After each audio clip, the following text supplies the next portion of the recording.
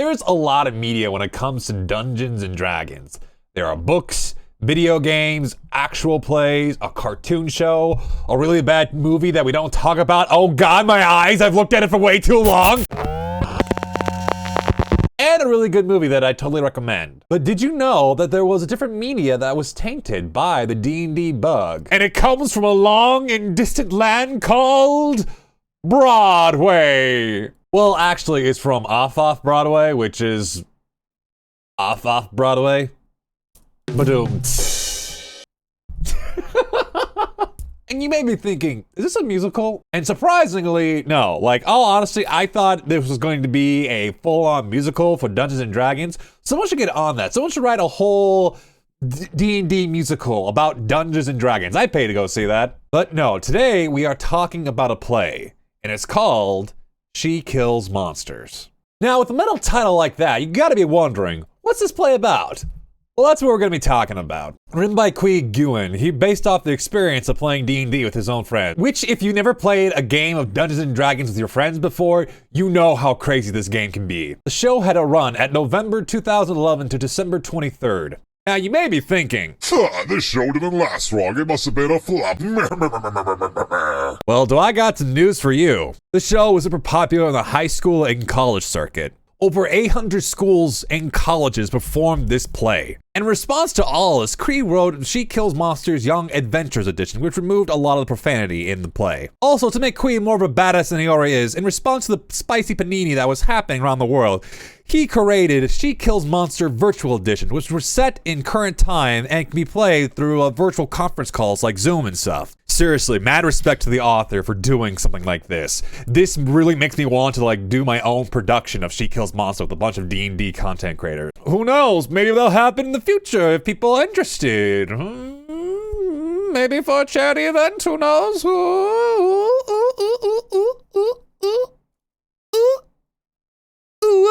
So what happens? Well, first up, we stop at the radical times of the rad 90s, where we follow Agnes and in the aftermath of her parents and her sister Tilly's death in a car crash. That has to be the world record for the fastest tragic backstory ever. Horatio, give them a medal! Here you go, the medal for the fastest tragic backstory to ever exist. Everybody, please do give them a round of applause for their accomplishment.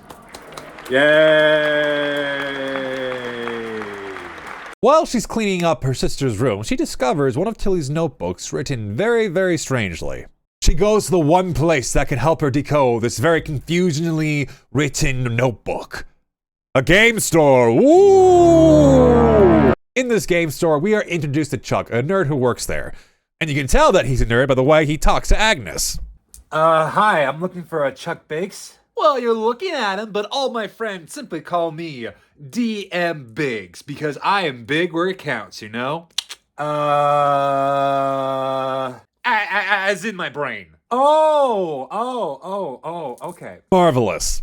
She hands in the notebook and Chuck explains that the notebook is a module. Now, for those of you who don't know, a module is basically a pre-written campaign and stuff that has everything written out for you so you don't have to use your big brain to improv some drastic scene that's totally gonna affect the party. When Chuck finds out that it was written by Tilly, he lets Agnes know that Tilly was known as Tillis the Paladin and was very well known in the D&D circle. Chuck asks Agnes what she wants to do with the module and she says she wants to play it. Careful, Agnes. First it starts off with one simple module, but then you'll find yourself into 3 different campaigns. You'll be buying modules and supplements to see whether they nerf or improve your favorite D&D class.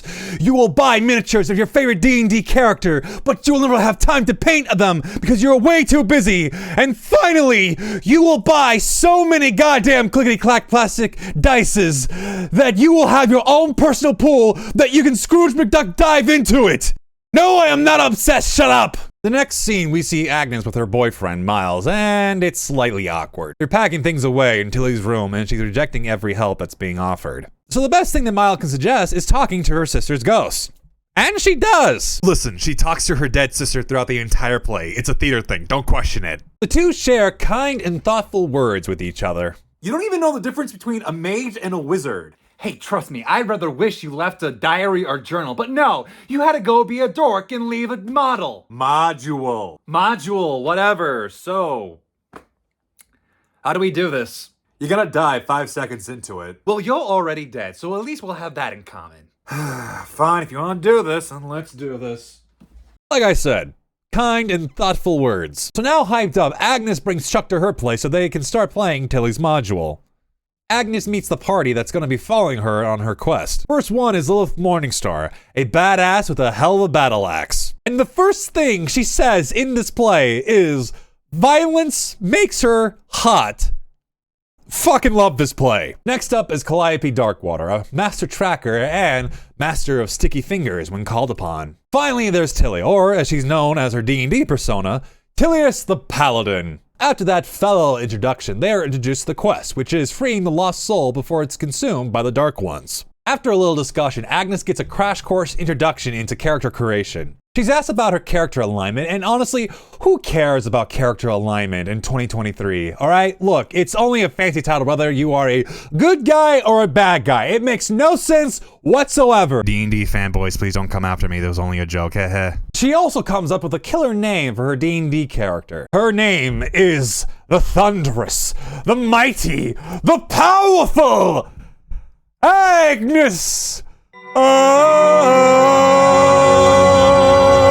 Or, as her party likes to call her, Agnes the Asshat. So the gang is off on their quest to find the missing soul. Their first lead has them going to Orcus, a demon lord that might have it or know where it is. As they go, they are ready for a fight. They find the demon lord and he doesn't want to fight. He actually quits his job as Lord of the Underworld. Apparently, he's getting tired of getting his ass kicked by adventurers every day. I mean, I would too if that's my only purpose in life. If my only purpose in life was to get my ass kicked by adventurers every single freaking day, I would get so bored and my mental health would be in the pits. So Tilly asks where the lost soul is, and, plot twist, we find out the lost soul that was taken belonged to Tilly. The gasp! But you want to know what Orcus said to all this? He said he traded in her soul for a TV VCR. Brilliant. I wonder how much my soul is worth.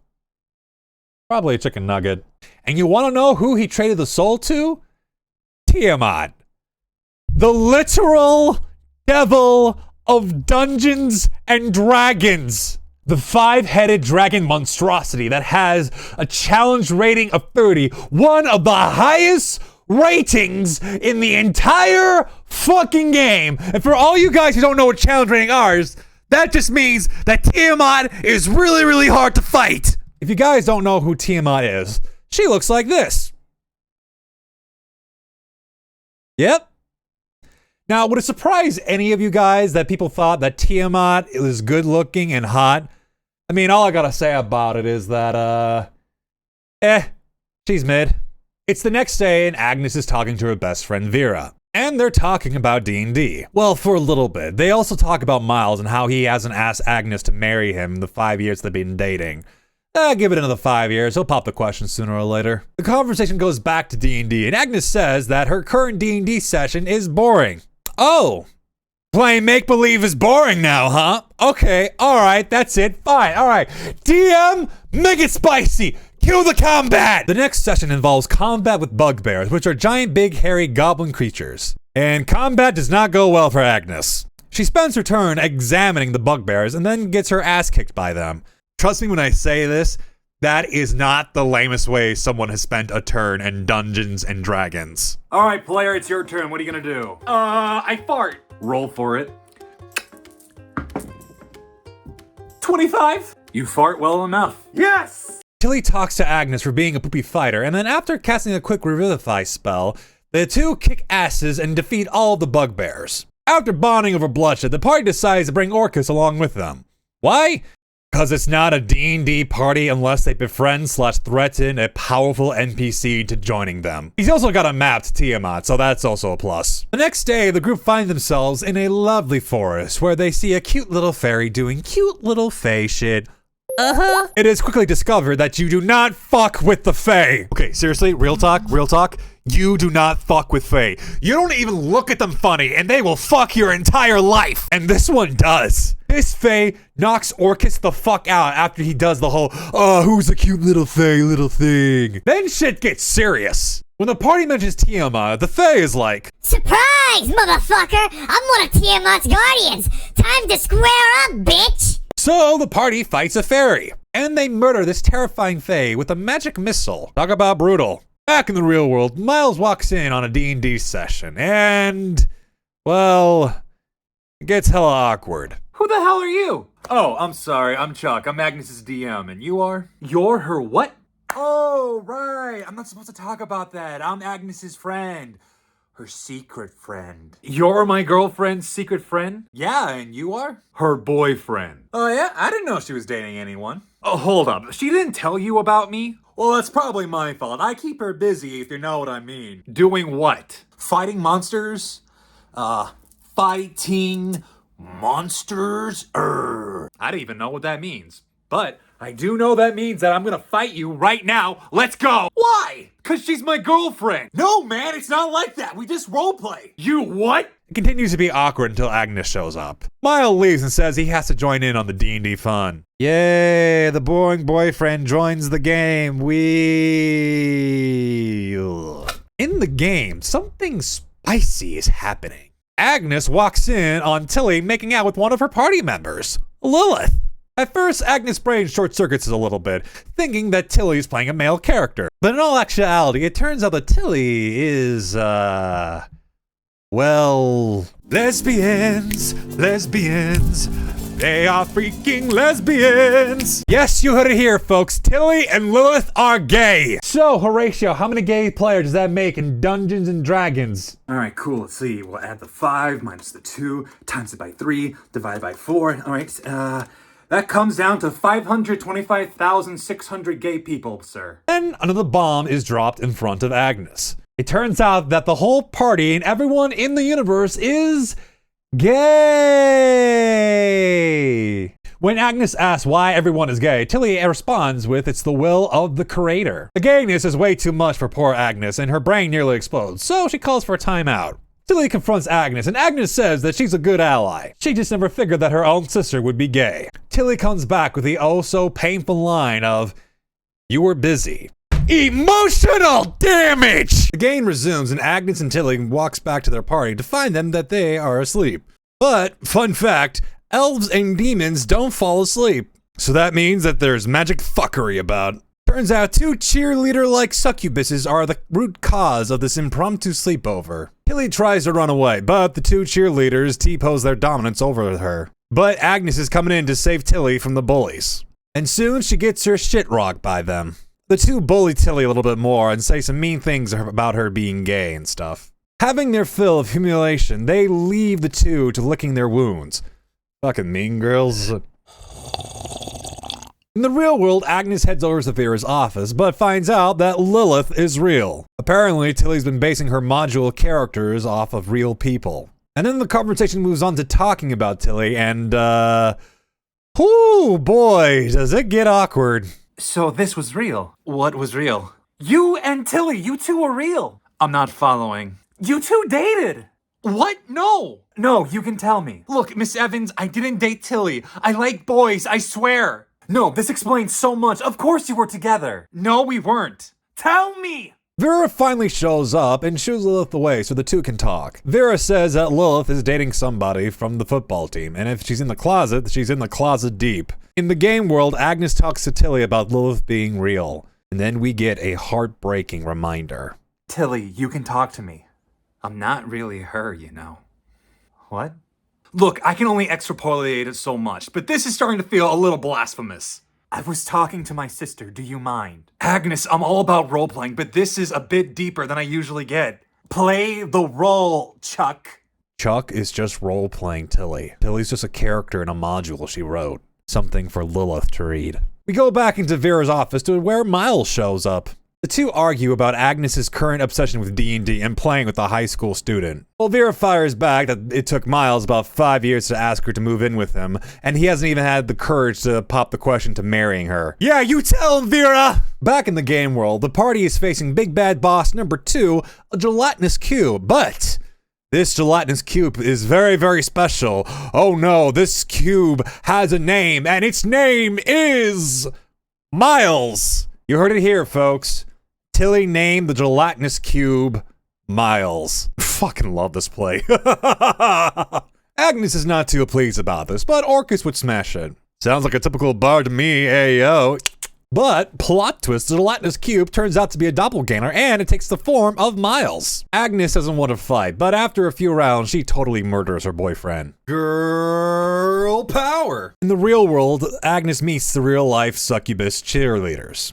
Except that they're human and not soul-sucking demons. And, well, say it with me, class.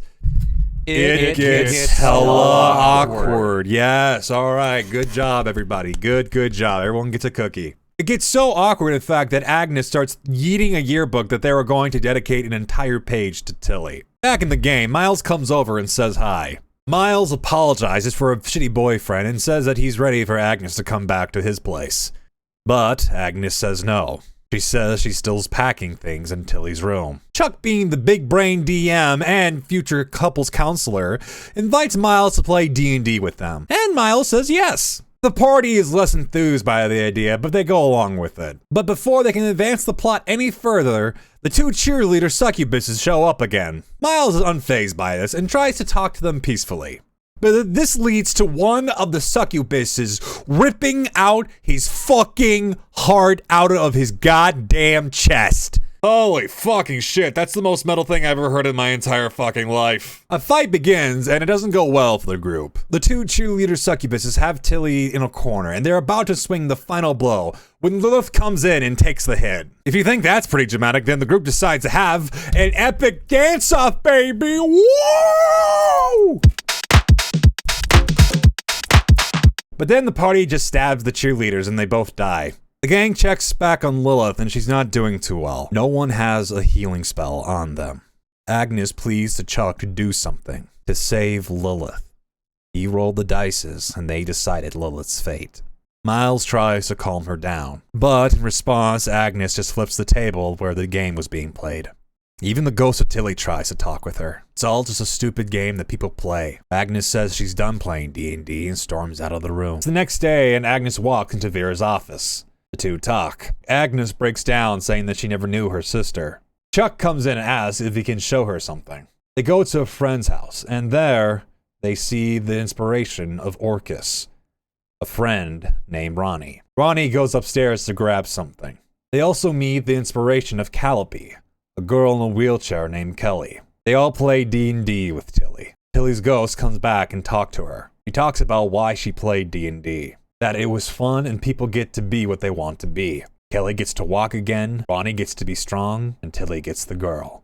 Agnes meets up with Lilith, and she apologizes for yelling at her. She hands over Tilly's letter to Lilith. Lilith reads it and thanks her. Lilith said that she did know Tilly, that she was her first kiss. Agnes goes back to Chuck and says she's ready to finish the game. The game resumes and they fight the third boss of the module, a beholder, a floating eyeball with 8 freaking tendril and tentacles with eyeballs on the ends of them, each one able to cast a different sort of elemental beam or spell on their opponents. Rows of sharp teeth raid that can rip through meat and bones like it was paper, and Agnes fucking one-shots it like a badass motherfucker. God, do I love this play. Now, after Agnes is feeling all badass from that glorious moment, she starts getting a weird conversation from Tilly. Tilly mentions that Tiamat is a shapeshifter, that she can take the form of anyone. Alright, you know what? That's a little bit sus. I'm just gonna roll my little dice here for an insight check. Let's see what we got here. Ooh, okay, alright.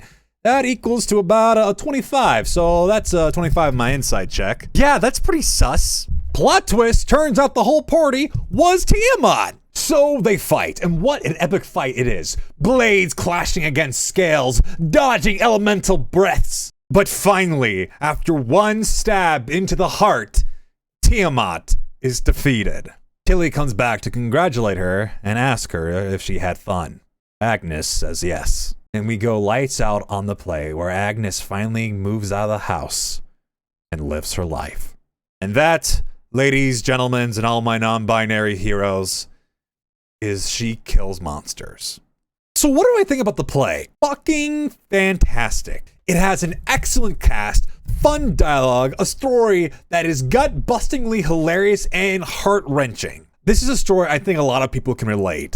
We've all used D&D as a form of escapism to live a life that we want to have. It's one of the many reasons why we're so drawn into things like role-playing and playing games like Dungeons and Dragons. Go read this play. And if there's a production of it going around your local theater, go give it a watch. Hey everybody, thank you for watching to the end of the video. I know this is a little bit different from our normal videos we do here on YouTube, but I just wanted to take some time and talk about this play. I think it is a really cool, underrated play, and that it's something that really needs to be talked more in the D&D community. If you like what you saw, then please leave a like, comment, and subscribe. Ring the bell so that you are notified of all new videos on here, and we're going to be putting up new videos on this place because that is what we do, homie. Why am I dancing? I don't know. I'm just going with it. Follow me on my socials to keep up to date with nerdy shenanigans that I get myself into. I want to thank all the patron producers who helped out making this video, which names you can find via here. Go give them a good lovin' because they deserve it. Mwah. And if you want your name to be shouted out at the end of the video and have other cool special perks like playing D&D with me, then please become a member of my Patreon. That's all I gotta say about that. You guys have a lovely rest of your day. Please remember to be kind to yourself, alright? I'll see you later. Bye.